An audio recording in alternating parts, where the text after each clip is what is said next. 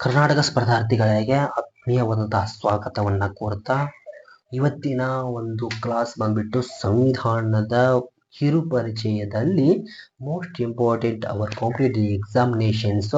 ಈ ಎಕ್ಸಾಮ್ಗಳಲ್ಲಿ ಹಿಂದೆ ಕೇಳ್ತಕ್ಕಂತಹ ಪ್ರಶ್ನೆಗಳು ಯಾವ ರೀತಿ ಬರ್ತಾವ, ಆ ವಿಷಯವನ್ನ ನಾವು ಯಾವ ರೀತಿ ನುರಿಬೇಕು ಅಂದ್ರೆ ಆ ವಿಷಯದಲ್ಲಿ ನಾವು ಯಾವ ರೀತಿ ಮುಳುಗ್ತೀವಿ, ಆ ವಿಷಯದಿಂದ ನಾವು ಇವತ್ತಿನ ಕ್ಲಾಸ್ಗಳಲ್ಲಿ ಏನು ಕಲಿತೀವಿ ಅನ್ನೋದು ಭಾಳ ಇಂಪಾರ್ಟೆಂಟ್ ಆಗಿರುತ್ತಾ.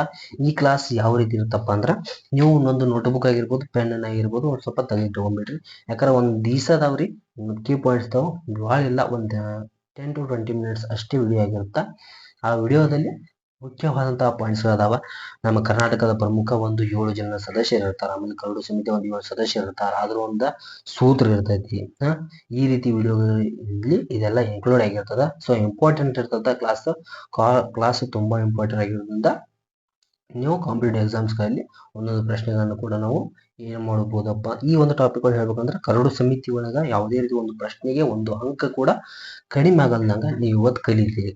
ಸೊ ಆ ರೀತಿ ಒಂದು ಕರಡು ಸಮಿತಿಯ ಬಗ್ಗೆ ಒಂದು ತುಂಬಾ ಸುಂದರವಾದಂತಹ ಕ್ಲಾಸ್ ಅದ. ಸೊ ಲೆಟ್ಸ್ ಗೋ.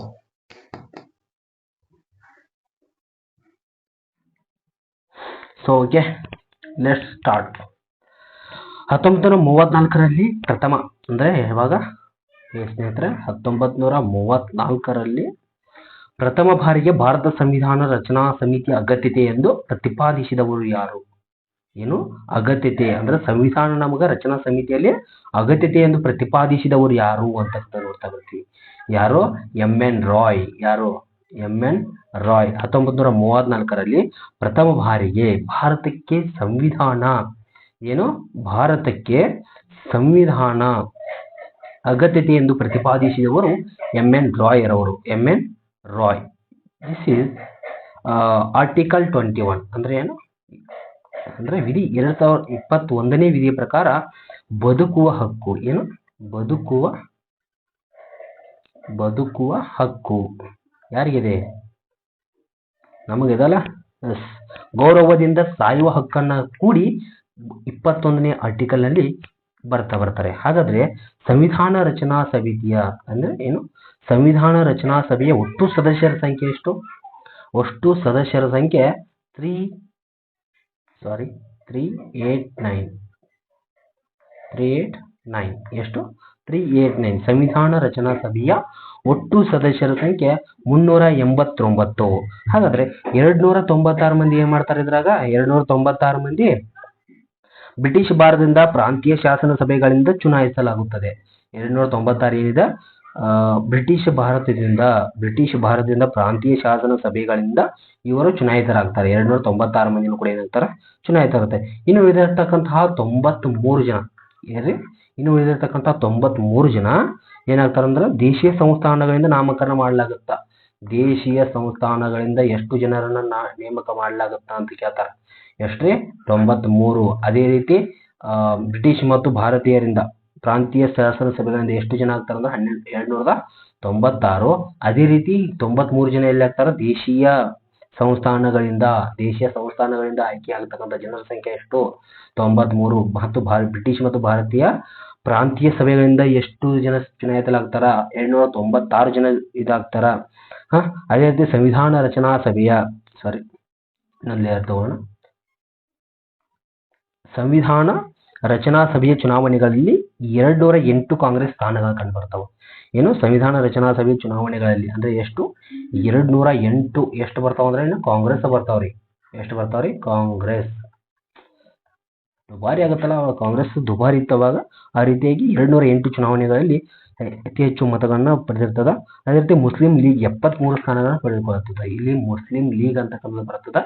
ಅದು ಕೂಡ 73 ಸ್ಥಾನಗಳನ್ನ ತಮ್ಮ ಹೆಸರಲ್ಲೇ ಗಿಟ್ಟಿಸಿಕೊಳ್ಳುತ್ತದೆ. ಅಂದ್ರೆ ಮುಸ್ಲಿಂ ಲೀಗ್ ಎಷ್ಟು ಸ್ಥಾನಗಳನ್ನ ಗಿಟ್ಟಿಸಿಕೊಂಡಿದ್ದು ಅಂತ ಪ್ರಶ್ನೆಯನ್ನು ಕೇಳಿದ್ರೆ 73 ಸ್ಥಾನಗಳನ್ನ ಮುಸ್ಲಿಂ ಲೀಗ್ ಇದಾಗಿತ್ತು. ಅದರ 208 ಏನಾಗಿತ್ತ ಕಾಂಗ್ರೆಸ್ ಅವರು ಇದು ಮಾಡಿದ್ರ. ಇನ್ನು ಉಳಿದ 73 ಸ್ಥಾನಗಳನ್ನ ಮುಸ್ಲಿಂ ಲೀಗ್ ಇದು ಮಾಡಿದ್ದು.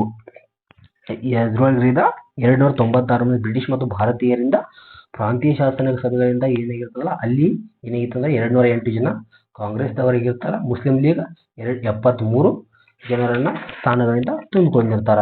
ಅದೇ ರೀತಿ ಇನ್ನೊಂದು ಏನಪ್ಪ ಅಂದ್ರೆ ಇನ್ನೊಂದು ಟಾಪಿಕ್ ಹೋಗೋಣ. ಯಾವ ರೀತಿ ಇದೆ ಏನಾದ್ರು ತಿಳಿತಲ್ಲ.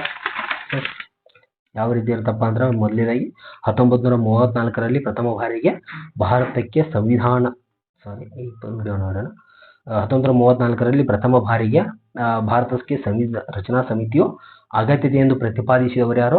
MN ರಾಯ್. ಈ ಪ್ರಶ್ನೆಗಳು ತುಂಬಾ ಕಠಿಣ ಆಗಿರ್ತಾವ, ಯಾವಾಗಾದ್ರೂ ಒಂದ್ಸರಿ ಕೇಳ್ತಾನ. ಮೋಸ್ಟ್ ಇಂಪಾರ್ಟೆಂಟ್ ಇವರ ಕಾಂಪಿಟೇಟಿವ್ ಎಕ್ಸಾಮಿನೇಷನ್ಸ್. ಅದೇ ರೀತಿ ಆರ್ಟಿಕಲ್ 21ರಲ್ಲಿ ಏನಿರ್ತದಪ್ಪ ಅಂದ್ರೆ ಬದುಕುವ ಹಕ್ಕಿನಲ್ಲಿ ಎಷ್ಟು ಗೌರವ ಐತಲ್ಲ, ಸಾಯುವ ಹಕ್ಕಲ್ಲೂ ಕೂಡ ಅಷ್ಟೇ ಸೇರಿದೆ ಅಂತ ಹೇಳ್ತಾರ. ಅದೇ ರೀತಿ ಸಂವಿಧಾನ ರಚನಾ ಸಭೆಯ ಒಟ್ಟು ಸದಸ್ಯರ ಸಂಖ್ಯೆ ಎಷ್ಟು? 389. ಅದರಲ್ಲಿ 296 ಜನ ಏನ್ ಮಾಡ್ತಾರ ಅಂದ್ರೆ ಬ್ರಿಟಿಷ್ ಮತ್ತು ಭಾರತೀಯರಿಂದ ಪ್ರಾಂತೀಯ ಶಾಸನ ಸಭೆಗಳನ್ನು ಚುನಾಯಿಸಲಾಗ್ತಾರ. ಅದೇ ರೀತಿ 93 ಮಂದಿ ಏನಾಗ್ತಾರಂದ್ರ ದೇಶೀಯ ಸಂಸ್ಥಾನಗಳಿಂದ ನಾಮಕರಣ ಮಾಡಲಾಗುತ್ತ. ಅದೇ ರೀತಿ ಭಾರತ ಸಂವಿಧಾನದ ಸಭೆಯ ಚುನಾವಣೆಗಳಲ್ಲಿ 208 ಕಾಂಗ್ರೆಸ್ ಸ್ಥಾನಗಳಾದ್ರ ಇನ್ನುಳಿದ 73 ಸ್ಥಾನಗಳು ಮುಸ್ಲಿಂ ಲೀಗ್ ಆಗಿರ್ತಾವ. ಅದೇ ರೀತಿ ಇನ್ನೊಂದು ಏನಪ್ಪಾ ಅಂದ್ರ ಆ ಸಂವಿಧಾನ ರಚನಾ ಸಭೆಗೆ ನಮ್ಮ ಕರ್ನಾಟಕದಿಂದ ಎಷ್ಟು ಜನ ಹೋದ್ರು? ಪ್ರತಿನಿಧಿಸಿದ ಪ್ರಮುಖರು ಎಷ್ಟು ಜನ? 7 ಸದಸ್ಯರಾಗ್ತಾರೆ. ಎಷ್ಟು ಜನ ರೀ? 7 ಸದಸ್ಯರು. ಇದು ಇಂಪಾರ್ಟೆಂಟ್ ಬಾರಿ, ಅಂದ್ರೆ ನಮ್ಗ ಭಾಳ ಅಂದ್ರೆ ಭಾಳ ಇಂಪಾರ್ಟೆಂಟ್ ಆಗುತ್ತೆ. ಸೊ ಇಲ್ಲಿ ನಾವು ಕಲಿತಾ ಹೋಗ್ಬೇಕಾಗತ್ತೆ. ಮೊದಲೇದವ್ರು ಯಾರ್ರೀ? ಮೊದಲೇದವರು ಗೊತ್ತಿರ್ತಲ್ಲ. ಸೊ ಫಸ್ಟ್ ಒನ್ ಯಾರು? ಚೆಂಗಲ್ ರಾಯ್ ರೆಡ್ಡಿ. ಚೆಂಗಲ್ ರಾಯ್ ರೆಡ್ಡಿ ಇವರು ಪ್ರಮುಖರು. ಈ ಪ್ರಶ್ನೆಗಳಿಗೆ ಬಹಳಷ್ಟು ಸಾರಿ ಉತ್ತರ ಕೂಡ ನಮಗೆ ಪ್ರಶ್ನೆಗಳು ಬಹಳ ಸಾರಿ ಆಗಿದಾವ್ರಿ. ಕಾಂಪಿಟೇಟಿವ್ ಎಕ್ಸಾಮ್ಸ್ಗಳಲ್ಲಿ ಈ ಪ್ರಶ್ನೆಗಳು ತುಂಬಾ ಆಗಿದಾವೆ. ಅಂದ್ರೆ ಕರ್ನಾಟಕದಿಂದ ಅಂದ್ರೆ ಸಂವಿಧಾನ ರಚನಾ ಸಭೆಗೆ ಮೈಸೂರನ್ನ ಕರ್ನಾಟಕ ಪ್ರತಿನಿಧಿಸಿದ ಪ್ರಮುಖರು ಯಾರು? 7 ಜನ ಅದಾರ. ಒಂದು ಚೆಂಗಲ್ ರಾಯ್ ರೆಡ್ಡಿ ಆಗಿರ್ಬೋದು. ಎರಡನೇದಾಗಿ ಟಿ ಸಿದ್ದಲಿಂಗಯ್ಯ ಗೊತ್ತಿರ್ಬೋದಲ್ಲ. ಇವರೆಲ್ಲ ಭಾಳ ಇಂಪಾರ್ಟೆಂಟ್ ರೀ ಇವರೆಲ್ಲ. ಸರಿಯಾಗಿ ನೋಡ್ರಿ, ಕಲಿತಾ ಬರ್ರಿ. ಮೂರನೇದಾಗಿ HR ಗುರುದೇವ್ ರೆಡ್ಡಿ. ಗುರುದೇವ ರೆಡ್ಡಿ ಯಾರೇ? HR Gurudev Reddy. So most important our competitive examinations ಇವೆಲ್ಲ. SV ಕೃಷ್ಣಮೂರ್ತಿರಾವ್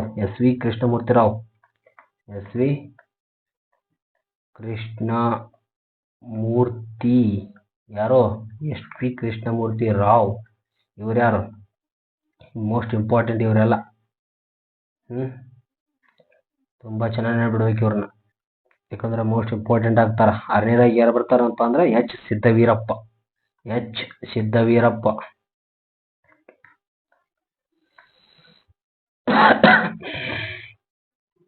6ನೇದಾಗಿ ಯಾರಿ? ಟಿ ಚೆನ್ನಯ್ಯ.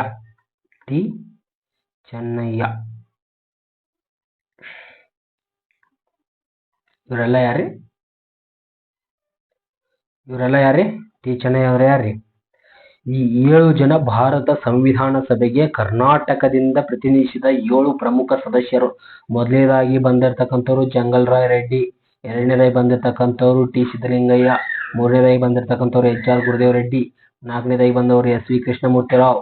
5ನೇದಾಗಿ ಬಂದವರು H ಸಿದ್ದವೀರಪ್ಪ. 6ನೇದಾಗಿ ಬಂದವರು ಟಿ ಚೆನ್ನಯ್ಯ.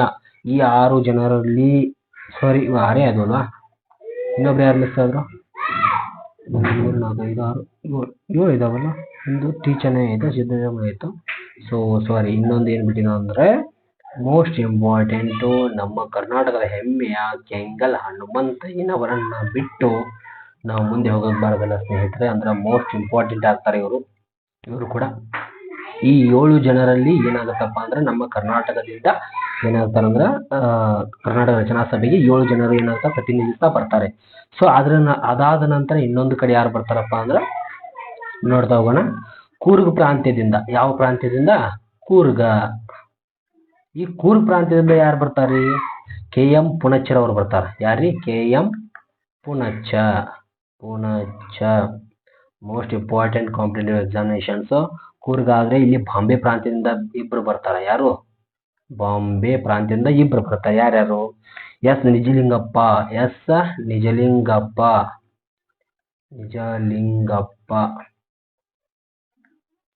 ಇನ್ನೊಬ್ರು ಯಾರು? R ದಿವಾಕರ್ ರಾವ್.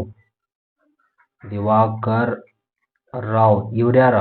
ಈ ಇಬ್ರು ಜನ ಏನ್ ಬರ್ತಾರಂದ್ರ ಸಂವಿಧಾನ ರಚನಾ ಸಭೆಗೆ ಇಲ್ಲಿ ಇಬ್ಬರು ಬಂದ್ರ, ಇಲ್ಲಿ ಕೂರ್ಗ್ ಪ್ರಾಂತ್ಯದಿಂದ ಒಬ್ರು ಬರ್ತಾರ, ಬಾಂಬೆ ಪ್ರಾಂತ್ಯದಿಂದ ಇಬ್ರು ಬರ್ತಾರ, ನಮ್ಮ ಕರ್ನಾಟಕದಿಂದ ಆಗ ಕರ್ನಾಟಕ ಇದ್ದಿಲ್ಲ, ಸಾರಿ ಮೈಸೂರು ಅಂತ ಅನ್ನೋಣ, ಆಗಿನ ಕಾಲದಲ್ಲಿ ಇದೇನೋ ಮೈಸೂರು ಅನ್ನೋದ್ರಿಂದ ಏನಾಗುತ್ತಾ ಇಲ್ಲಿ ನಮ್ಮ ಕರ್ನಾಟಕ ವತಿಯಿಂದ ಅಥವಾ ಮೈಸೂರು ವತಿಯಿಂದ ಇಲ್ಲಿ 7 ಜನ ಪಾಲ್ಗೊಳ್ತಾರ. ಇಲ್ಲಿ ಬಾಂಬೆ ಪ್ರಾಂತ್ಯದಿಂದ ಇಬ್ಬರು, ಒಂದನೇ ಪ್ರಾಂತ್ಯದಿಂದ ಅಂದ್ರೆ ಕೂರ್ಗ್ ಪ್ರಾಂತ್ಯದಿಂದ ಒಬ್ಬರು ಬರ್ತಾರೆ, KM ಪುಣಚ.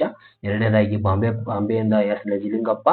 ಮೂರನೇದಾಗಿ R ದಿವಾಕರ್ ರಾವ್ ಬಾಂಬೆಯಿಂದ ಇಬ್ಬರು ಬರ್ತಾರ. ಅದೇ ರೀತಿ ಕರ್ನಾಟಕದ ಮೈಸೂರಿನಿಂದ 7 ಜನ ಬರ್ತಾರೆ. ಯಾರ್ಯಾರಿ? Changal Rai Reddy and T Siddalingaiah, HR Gurudev Reddy, SV Krishnamurthy Rao, K Hanumanthaiah, H Siddaveerappa, T Channaiah. ಈ 7 ಜನರನ್ನ ನಾವು ನೆನಪಿಡಬೇಕು. ಸೊ ಅರ್ಥ ಆಗ್ತಿದಿಲ್ಲ? ನೋಟ್ಬುಕ್ ಎಷ್ಟು ತಗೊಂಡ್ಕೊಂಡಿರ್ತಲ್ಲ ಆ ಕೀ ಪಾಯಿಂಟ್ಸ್ ಎಷ್ಟು ನೀವು ನೋಟ್ ಮಾಡ್ತೀರೋ ಅಷ್ಟು ನಿಮಗೆ ಒಳ್ಳೆಯದು.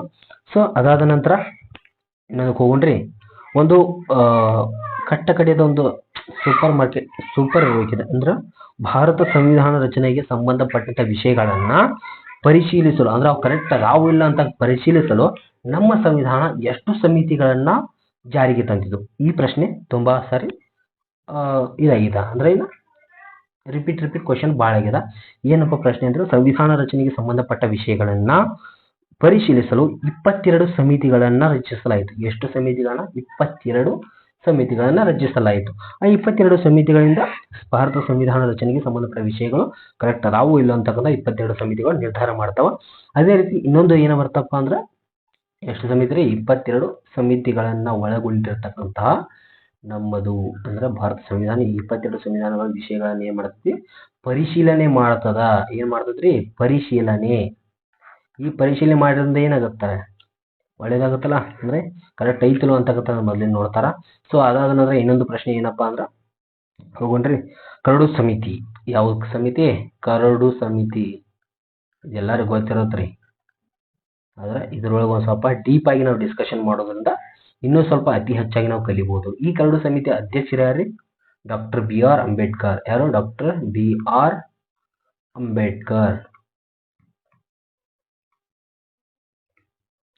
ಡಾಕ್ಟರ್ BR ಅಂಬೇಡ್ಕರ್ ಅವರು ಈ ಸಂವಿಧಾನದ ಒಂದು ಅಧ್ಯಕ್ಷರಾಗಿರ್ತಾರ.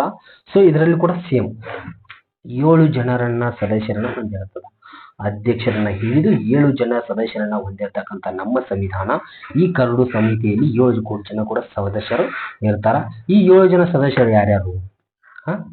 ಈ ಸದಸ್ಯರ ಕೆಲಸ ಏನು ಅಂತಕ್ಕಂಥ ನೋಡೋದ್ರಿ. ಈಗ ಒಂದನೇದಾಗಿ ಡಾಕ್ಟರ್ BR ಅಂಬೇಡ್ಕರ್ ಆದ್ರು. ಎರಡನೇದಾಗಿ ಗೋಪಾಲ ಸ್ವಾಮಿ ಅಯ್ಯಂಗಾರ. ಗೋಪಾಲ ಸ್ವಾಮಿ ಅಯ್ಯಂಗಾರ. ಯಾರು? ಗೋಪಾಲ ಸ್ವಾಮಿ ಅಯ್ಯಂಗಾರ ಆದ್ರ. ಮೂರನೇದಾಗಿ ಅಲ್ಲಾಡಿ ಕೃಷ್ಣಸ್ವಾಮಿ ಅಯ್ಯರ್.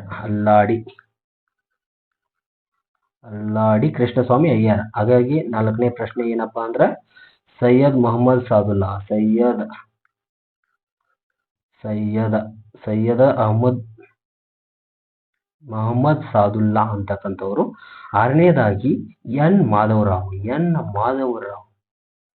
ಮಾಧವರಾವ್. ಹಾಗಾಗಿ ಇನ್ನು ಲಾಸ್ಟ್ ಆಗಿ 6ನೇದಾಗಿ ಯಾರು ಬರ್ತಾರಪ್ಪ ಅಂದ್ರೆ TT ಕೃಷ್ಣಮಾಚಾರಿ.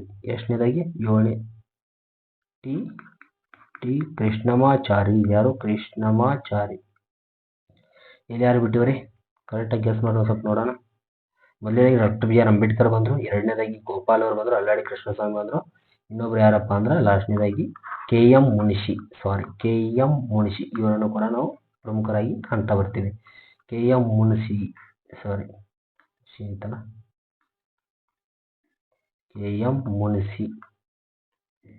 ಹೌದು ಸ್ನೇಹಿತರೆ, ಕರಡು ಸಮಿತಿ ಅಧ್ಯಕ್ಷರು ಯಾರಪ್ಪ ಅಂದ್ರೆ, ಕರಡು ಸಮಿತಿ ಅಧ್ಯಕ್ಷರು ಡಾಕ್ಟರ್ ಬಾಬಾ ಸಾಹೇಬ್ ಅಂಬೇಡ್ಕರ್.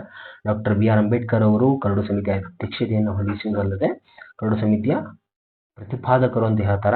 ಅದೇ ರೀತಿ ಇದರಲ್ಲಿ 7 ಜನ ಸದಸ್ಯರು ಬರ್ತಾರೆ. ಒಂದನೇದಾಗಿ ಏನು ಬರ್ತಾರೆ? Doctor BR Ambedkar.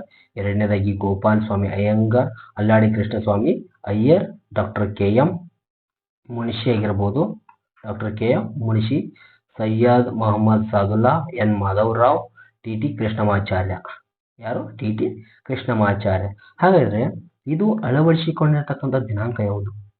ನಾವು ಕರಡು ಸಮಿತಿಯನ್ನು ಯಾವ ದಿನಾಂಕದಂದು ಅಳವಡಿಸಿಕೊಂಡಿವಿ? ಯಾವಾಗ ನಾವು ಸ್ವೀಕರಿಸಿದೀವಿ?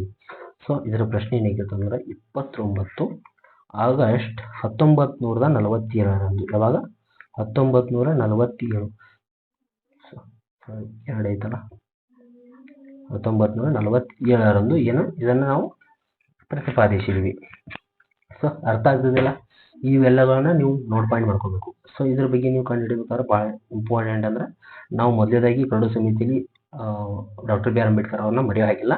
ಸೊ ಇದರ ಒಂದು ಸೂತ್ರವನ್ನು ಕೂಡ ನಾವು ನೋಡ್ಬೋದು. ಗೋಪಾಲ ಕೃಷ್ಣಸ್ವಾಮಿ ಮುನ್ಷಿ ಸಾದುಲ್ಲಾ ಎನ್ ಮಾಧವ ಕೃಷ್ಣಮಾಚಾರಿ ಅಂತಕ್ಕಂಥ ಈ ಒಂದು ಬಿಡ್ಲಾರ್ದ ನಾವು ಏನು ಹೇಳ್ಬೋದು, ಸ್ವಲ್ಪ ಬಹ್ಯಾಟ ಅಥವಾ ನೆನಪಿನಲ್ಲಿ ಇಟ್ಕೋದಾದ್ರೆ ಗೋಪಾಲ ಕೃಷ್ಣಸ್ವಾಮಿ ಮುನ್ಷಿ ಸಾದುಲ್ಲಾ ಎನ್ ಮಾಧವ ಕೃಷ್ಣಮಾಚಾರಿ ಏನು ಇಲ್ಲಿ ಬರಿತೀನಿ ನೋಡ್ರಿ, ಗೋಪಾಲ ಕೃಷ್ಣಸ್ವಾಮಿ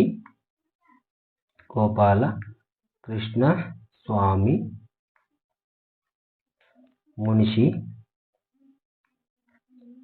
ಸಾದುಲ್ಲಾ ಎನ್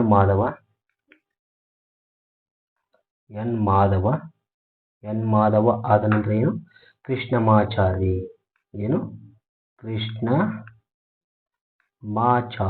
ಅಂದ್ರೆ ಇದು ಬಹಳ ಇಂಪಾರ್ಟೆಂಟ್ ಇರ್ತದೆ. ಹಾಗಾಗಿ ಈ ಒಂದು ಸೂತ್ರವನ್ನು ನೆನಪಿಟ್ಕೊಂಡ್ರೆ ಕರಡು ಸಮಿತಿಯಲ್ಲಿ ಯಾವುದೇ ಪ್ರಶ್ನೆ ಬಂದರೂ ನಾವು ಏನು ಮಾಡ್ತೀವಿ, ಎದುರು ಹಾಕ್ತೀವಿ, ಅದನ್ನು ನಾವು ಮೆಟ್ ನಿಂದಿರ್ತೀವಿ ಅಂತಕ್ಕಂಥ ಧೈರ್ಯ ಪ್ರತಿಯೊಬ್ಬರಲ್ಲಿ ಇರಬೇಕು. ಅದೇ ರೀತಿ ಗೋಪಾಲ ಕೃಷ್ಣಸ್ವಾಮಿ ಮುನ್ಷಿ ಸಾದುಲ್ಲಾ ಎನ್ ಮಾಧವ ಕೃಷ್ಣಮಾಚಾರಿ ಅಂತಕ್ಕಂಥ ಈ ಒಂದು ಸೂತ್ರವನ್ನು ಏನಾದರೂ ನೆನಪಿಟ್ಟಿದ್ದೆ ಆದರೆ ನಾವು ಕರಡು ಸಮಿತಿಯಲ್ಲಿ ಯಾವುದೇ ಪ್ರಶ್ನೆಯನ್ನು ಕೇಳಿದ್ರೆ ಇಲ್ಲಿ ನಾವು ಇಡಬಾರ್ದು, ಯಾವುದೇ ಪ್ರಶ್ನೆಗೂ ಇಡಬಾರ್ದು. ಇಲ್ಲಿ 1 ಅಂಕ ಖಂಡಿತವಾಗಿರುತ್ತಾ ಯಾವುದೇ ಕಾಂಪಿಟೇಟಿವ್ ಎಕ್ಸಾಮ್ಸ್ ಅಲ್ಲಿ most important our competitive examinations ಕರಡು ಸಮಿತಿಯಲ್ಲಿ ಒಂದು ಪ್ರಶ್ನೆ ಬಂದೇ ಬರುತ್ತಾ ಸ್ನೇಹಿತರೆ. ಅದೇ ರೀತಿ ಆ ಒಂದು ಉತ್ತರಕ್ಕಾಗಿ ಪಡೆದಾಡುದು ಬೇಡ, ಆ ಉತ್ತರವನ್ನ ಒಂದು ಸೂತ್ರದಲ್ಲಿ ನೆನಪಿಡೋಣ. ಗೋಪಾಲ ಕೃಷ್ಣಸ್ವಾಮಿ ಮುನ್ಷಿ ಸಾದುಲ್ಲಾ ಎನ್ ಮಾಧವ ಕೃಷ್ಣಮಾಚಾರಿ ಎಂಬ ಒಂದು ಸೂತ್ರದೊಂದಿಗೆ ಈ ಒಂದು ಕರಡು ಸಮಿತಿಯನ್ನ ಇಲ್ಲಿಗೆ ಮುಗಿಸ್ತಾ ಬರೋಣ. ಸೊ ಓಕೆ ಸ್ನೇಹಿತರೆ, ಇವತ್ತಿನ ದಿವಸ ಇಷ್ಟಾಯಿತು. ಇನ್ನೂ ಸ್ವಲ್ಪ ಹೇಳೋಣ ಇದರಲ್ಲಿ.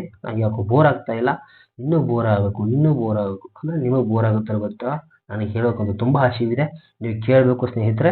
ಅದೇ ರೀತಿ ಸಂವಿಧಾನ ರಚನೆಗೆ ಕಾಲಾವಧಿ ಎಷ್ಟಿರುತ್ತಾ, ನಾವು ಸಂವಿಧಾನವನ್ನ ರಚನೆ ಮಾಡ್ಬೇಕಪ್ಪ ಅಂದ್ರೆ ಎಷ್ಟು ಕಾಲಾವಧಿಯನ್ನು ತಗೊಂಡಿವಿ, ಸಂವಿಧಾನ ರಚನೆ ಮಾಡ್ಬೇಕಂದ್ರೆ ಎಷ್ಟು ಕಾಲಾವಧಿ ತಗೊಂಡಿವಿ ಅಂದ್ರೆ 2 years 11 months 18 days ಎಷ್ಟು, ಓಕೆ 2 ವರ್ಷ 11 ತಿಂಗಳು 18 ದಿನಗಳನ್ನ ತಗೊಂಡಿವಿ. ಸರಿಸುಮಾರು 3 ವರ್ಷಕ್ಕೆ 13 ದಿನಗಳು ಮಾತ್ರ ಕಡಿಮೆ. ಎಷ್ಟು ದಿನ ಕಡಿಮೆ? 13 ದಿನಗಳ ಮಾತ್ರ ಕಡಿಮೆ. 3 ವರ್ಷ ಕಂಪಲ್ಸರಿಯಾಗಿ ಸಂವಿಧಾನ ರಚನಾ ಸಭೆಯೇ ಅಂದ್ರೆ ಸಂವಿಧಾನವನ್ನು ರಚಿಸಾಕ ಇಷ್ಟು ಸಮಯನ ತೆಗೆದುಕೊಂಡ್ರೆ ಯಾರು? ಡಾಕ್ಟರ್ ಬಾಬಾ ಸಾಹೇಬ್ ಅಂಬೇಡ್ಕರ್. ಬಹಳ ದೊಡ್ಡ ಕೊಡುಗೆಯಿದೆ ಡಾಕ್ಟರ್ ಬಾಬಾ ಸಾಹೇಬ್ ಅಂಬೇಡ್ಕರ್ ಅವ್ರದ್ದು. ಸೊ ಹೀಗಾಗಿ ಅವರನ್ನ ನಾವು ಕರಡು ಸಮಿತಿ ಅಧ್ಯಕ್ಷರಂದೀವಿ, ಸಂವಿಧಾನದ ಕರಡು ಸಮಿತಿ ಅಧ್ಯಕ್ಷರಾಗಿ ಇವರನ್ನ ಕರಿತಾ ಬರ್ತೀವಿ. ಅದೇ ರೀತಿ ಸ್ನೇಹಿತರೆ, ಕರಡು ಸಂವಿಧಾನವನ್ನ ಪರಿಶೀಲಿಸಲು ಅಂದ್ರೆ ನಾವು ಏನು ಕರಡು ಸಮಿತಿಯನ್ನ ಇದನ್ನ ಮಾಡಿದ್ವಲ್ಲ, ಏನು ಕರಡು ಸಮಿತಿಯನ್ನು ರಚಿಸಿದೀವಿ, ಆ ರಚಿಸುವಾಗ 7 ಸದಸ್ಯರು ಅದಾರ. ಆ 7 ಸದಸ್ಯರ ಕೆಲಸಗಳು ಏನೇನು, ಈ ರೀತಿ ಮಾಡ್ತಾರ, ಏನು ಮಾಡ್ತಾರ, ಈ ರೀತಿ ಅಂದ್ರೆ ಕರಡು ಸಂವಿಧಾನವನ್ನ ರಚಿಸಲು ಅಂದ್ರೆ ಎಷ್ಟು ದಿವಸಗಳು ಬೇಕಾತ್ಲ, ಅದೇ ರೀತಿ ಅದು ಕರೆಕ್ಟ್ ಐತಲ್ಲ ಅಂತ ನೋಡಾಕ ಎಷ್ಟು ದಿವಸಗಳು ತಗೊಂಡ್ರು. 114 ದಿನಗಳನ್ನ ತೆಗೆದುಕೊಂಡರು. ಎದಕ್ಕರಿ 114 ದಿವಸಗಳನ್ನ ಎದಕ್ಕೆ ತಕೊಂಡ್ರಿ? ಕರಡು ಸಂವಿಧಾನವನ್ನ ಪರಿಶೀಲಿಸಲು 114 ದಿನಗಳನ್ನ ತೆಗೆದುಕೊಳ್ಳಲಾಯಿತು. ಹಾಗೆ ಸಂವಿಧಾನವನ್ನ ನಾವು ಯಾವಾಗ ಅಂಗೀಕರಿಸಿದ್ದು? ಸಂವಿಧಾನ ಅಂಗೀಕರಿಸಿದ ದಿನಾಂಕ ಯಾವುದು? ಸೊ 26/11/1949. ಇದು ರಾಂಗ್ ಅನ್ಬೇಡ್ರಿ. ಮತ್ತು ಸಂವಿಧಾನವನ್ನ ಅಂಗೀಕರಣ ಮಾಡಿದ್ದು ಯಾವಾಗ? 26/11/1949 ಮಾಡ್ತಾ ಬರ್ತೀವಿ. ಅದೇ ರೀತಿ ಸಂವಿಧಾನ ಜಾರಿಗೆ ಬಂದದ್ದು ಯಾವಾಗ ಜಾರಿಗೆ ಬಂದದ್ದು? ನಮ್ಮ ಸಂವಿಧಾನ ಯಾವಾಗ್ರಿ? 26/1/1950. ಇಲ್ಲಿಂದ ಇಲ್ಲಿಗೆ ಎಷ್ಟು? 2 ತಿಂಗಳಷ್ಟು ಪರಕೆ ಇರ್ಬೋದ್ರಿ, ಹೌದಲ್ವಾ? 2 ತಿಂಗಳ ಕಾಲಾವಧಿಯಲ್ಲಿ ಅಷ್ಟೇ ನಾವು ಏನ್ ಮಾಡಿದ್ವಿ? ತಗೊಂಡ್ ಬಂದೀವಿ. ಅದೇ ರೀತಿ ಸಂವಿಧಾನ ರಚನಾ ಸಭೆಯು ಭಾರತದ ರಾಷ್ಟ್ರಧ್ವಜವನ್ನ 1947 ಜುಲೈ 22ರಂದು ಅಳವಡಿಸಿಕೊಳ್ಳಲಾಯಿತು. ಸೊ ಓಕೆ ಏನ್ರಿ, ಸಂವಿಧಾನ ರಚನಾ ಸಭೆಯ ಒಂದು ಸಭೆಯಲ್ಲಿ ಭಾರತ ರಾಷ್ಟ್ರಧ್ವಜವನ್ನ ಯಾವಾಗ್ರಿ? ಭಾರತದ ರಾಷ್ಟ್ರಧ್ವಜ ರಾಷ್ಟ್ರ ಧ್ವಜ ಅಂದರೆ ಏನು? ಭಾರತ ರಾಷ್ಟ್ರ ಧ್ವಜವಾದ ಯಾವಾಗ ಮಾಡಿದ್ವಿ ಅಂದ್ರೆ 1947 ಜುಲೈ 22ರಂದು ಅಳವಡಿಸಿಕೊಳ್ಳಲಾಯಿತು. ಅದೇ ರೀತಿ ರಾಷ್ಟ್ರಗೀತೆ ಯಾವುದ್ರಿ? ರಾಷ್ಟ್ರಗೀತೆಯನ್ನು ಅಳವಡಿಸಿಕೊಂಡಿದ್ದೆ ಯಾವಾಗ ಅಂದ್ರೆ 1950 ಜಾನ್ವರಿ 24. ಯಾವಾಗ್ರಿ? 1950 ಜನವರಿ 24ರಂದು ಮಾಡಲಾಯಿತು. ಹಾಗಾಗಿ ವಂದೇ ಮಾತರಂ ಯಾವಾಗ ಅಳವಡಿಸ್ಕೊಂಡಿವ್ರಿ? ಪರ್ಟಿಕ್ಯುಲರ್ ಡೇಟ್ಸ್ ನೆನಪು ಬರಬೇಕು ಸ್ನೇಹಿತರೆ. Most important competitive examination. So ಯಾರು ಮಕ್ಕಳಾಗ್ತೀರಿ ಮಕ್ಕಳಬೇಡ್ರಿ, ಉತ್ತರ ಕೇರಿ ಕರೆಕ್ಟಾಗಿ ಇದು ಮಾಡ್ರಿ ಆನ್ಸರ. ಏನ್ರಿ ಆನ್ಸರ? ವಂದೇ ಮಾತರಂ ಯಾವಾಗ ಗೆಲ್ಸಲಾಯ್ತ್ರಿ? ಯಾವಾಗ ಅಳವಡಿಸ್ಕೊಳ್ಳೋದು? 24/1/1950ರಾಗ. ರಾಷ್ಟ್ರಗೀತೆ ಯಾವಾಗ್ರಿ? 1951/24ರಾಗ. ರಾಷ್ಟ್ರಧ್ವಜ ಯಾವಾಗ್ರಿ? 1940 ಜುಲೈ 22ಕ್ಕೆ ನಾವು ರಾಷ್ಟ್ರಧ್ವಜವನ್ನು ಅಂಗೀಕರಿಸ್ಕೊಂಡಿವಿ. ಇದೇ ರೀತಿ ಏನು ನೋಡಿದ್ರಿ? ಇಷ್ಟ ಆಯ್ತಾ? ಇಷ್ಟ ಆದ ನಂತರ ಇನ್ನೊಂದು ಏನು ಬರ್ತಪ್ಪ ಅಂದ್ರೆ ಸ್ವತಂತ್ರ ಭಾರತದ ಪ್ರಥಮ ರಾಷ್ಟ್ರಾಧ್ಯಕ್ಷರಾಗಿ ಯಾರಿದ್ರು ಅಂತಕ್ಕಂಥದ್ದನ್ನು ನೀವು ಕಾಮೆಂಟ್ ಸೆಕ್ಷನ್ ಕಾಮೆಂಟ್ ಮಾಡಲೇಬೇಕು. ಸೊ ಪ್ರತಿಯೊಬ್ಬರು ಮಾಡ್ತಾರೆ ಅಂತ ಹೇಳ್ತೀನಿ. ಏನಪ್ಪ ಪ್ರಶ್ನೆ ಅಂದ್ರೆ ಸ್ವತಂತ್ರ ಭಾರತದ ಪ್ರಥಮ ರಾಷ್ಟ್ರಾಧ್ಯಕ್ಷರಾಗಿ. ಇದು ಸಣ್ಣ ಹುಡುಗರು ಗೊತ್ತದ. ಸಣ್ಣ ಹುಡುಗರು ನೋಡ್ತಾ ಇದ್ರು ಕೂಡ ಸಣ್ಣ ಹುಡುಗರು ಏನು ಮಾಡ್ಬೇಕು? ಕಾಮೆಂಟ್ ಮಾಡ್ಬೇಕು. ಯಾರಿಗೂ ಸಣ್ಣ ಹುಡುಗರು ಅನ್ನಬಾರ್ದು, ಯಾರಿಗೂ ದೊಡ್ಡ ಹುಡುಗರು ಅನ್ನಬಾರ್ದು. ಸೊ ಎಲ್ಲರೂ ಕಲಿಕೆಯಲ್ಲಿ ಕಲಿತಾ ಇರಬೇಕು, ಕಲಿತಾ ಇರ್ತೀವಿ. ಯಾವ ರೀತಿ ಇರ್ತಾರೆ? ಕಲಿಬೇಕಲ್ವಾ? ಎಲ್ಲರೂ ಕಲಿಬೇಕಲ್ವಾ? ಯಾವ ರೀತಿ ಕಲಿಬೇಕ್ರಿ? ಸ್ವತಂತ್ರ ಭಾರತದ ಪ್ರಥಮ ರಾಷ್ಟ್ರಾಧ್ಯಕ್ಷರಾದಂಥವರು ಯಾರು? ಪ್ರಥಮ ರಾಷ್ಟ್ರಾಧ್ಯಕ್ಷರು ಯಾರು ಅಂತಕ್ಕಂಥದ್ದನ್ನು ನೋಡ್ತಾ ಬಂದ್ರೆ ಆಪ್ಷನ್ಸ್ಗಳನ್ನು ಕೊಡೋದಿಲ್ಲ. ಸೊ ಆ ಉತ್ತರವನ್ನು ನೀವೇ ನೀಡಬೇಕು. ಓಕೆ, ನೀಡ್ತಂತೆ ಪ್ರತಿಯೊಬ್ಬರಲ್ಲಿ ನಾವು ನಂಬಿಕೆ ಇಡ್ತೀನಿ. ಸೊ ಇನ್ನೊಂದು ಪ್ರಶ್ನೆ ಬೇಡ, ಇನ್ನೊಂದು ಸ್ವಲ್ಪ ಪಾಠವನ್ನು ಮುಂದುವರಿಸೋಣ. ಏನ್ರಿ? ಬ್ರಿಟಿಷರಿಂದ ಭಾರತೀಯರಿಗೆ ಹಸ್ತಾಂತರವಾದ ಸಂದರ್ಭದಲ್ಲಿ ಅಂದರೆ ಸಂವಿಧಾನ ರಚನಾ ಸಭೆ ವಿಶೇಷ ಅಧಿವೇಶನ ಯಾವಾಗ ನಡೆಯಿತು? ಏನ್ರಿ ಅರ್ಥ ಆತ್ರಿ? ಬ್ರಿಟಿಷರಿಂದ ಭಾರತೀಯರಿಗೆ ಹಸ್ತಾಂತರವಾದ ಸಂದರ್ಭದಲ್ಲಿ ಅಂದ್ರೆ ನಾವು ಬ್ರಿಟಿಷರಿಂದ ಯಾವಾಗ ನಾವು ದೂರ ಅದೀವಿ, ಬ್ರಿಟಿಷ್ ನಮ್ಮನ್ನು ಯಾವಾಗ ಬಿಟ್ಟು ಹೋದ್ರು ಅಂತಕ್ಕಂಥದ್ದನ್ನ ನಾವು ನೋಡ್ತಾ ಹೋಗ್ತೀವಿ. ಏನ್ರಿ? ಬ್ರಿಟಿಷರು ಎಲ್ಲ ಕಲರ್ ಚೇಂಜ್ ಮಾಡೋಣ, ಸ್ವಲ್ಪ ಕಿಮ್ಮತ್ತಿ ಇರಬೇಕಲ್ಲ. ಏನ್ರಿ ಏನು ಹೇಳಿದ್ರು ಅವರು? ಬ್ರಿಟಿಷರಿಂದ ನಾವೇನು ಮಾಡೀವಿ? ಭಾರತೀಯರಿಗೆ ಹಸ್ತಾಂತರವಾದದ್ದು